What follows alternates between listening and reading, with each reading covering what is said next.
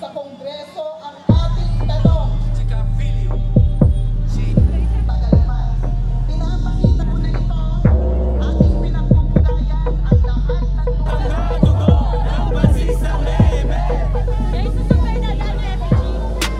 Mahigit 2 taon na si Pangulong Marcos at kapwa duguan ang kanyang record sa karapatang pantao. Huwag siyang magmalinis, no? Akala mo, mas malinis siya kay Duterte. Una sa lahat, pinagpapatuloy niya yung pamamaslang, yung mga massacre ng mga sibilyan, ganun din yung mga pagdukot at sa pilitang pagkawala, illegal na aresto at pambobomba, no, sa mga komunidad sa Kanayunan. Pangalawa sa aton mga kinamatarong, di kita makakita sang adlaw. Piyak sa kadulom sa aton langit, sa piyak sa piyak sa kadulom sa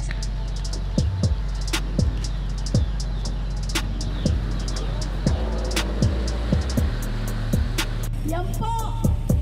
Dahil pagdaig kami asing karapatan. Kaya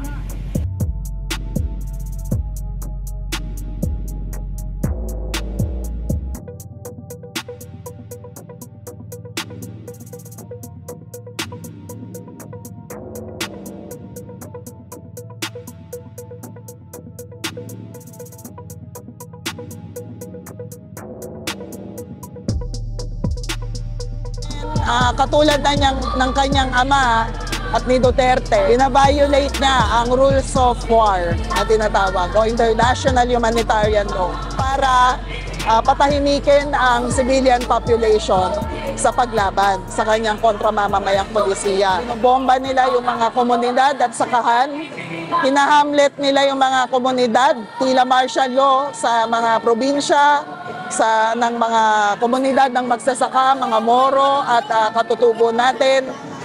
Tinatakot nila, binabahay-bahay nila yung taong bayan, nire-retag, pinagmumukhang mga sumuko. Parang binobola lang tayo ng administrasyon to. Kung seryoso sila na iresolba ang ugat ng Amadong Tunggalian, bumalik sa usapang pangkapayapaan, mag-usap ng reforma sa social and economic reforms na kasunduan.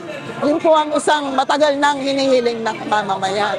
Kaya isang panawagan din po namin ang resumption of peace talks at ang adherence o pagtataguyod ng mga dati nang pinirmahang kasunduan sa usapang pagkapayapaan.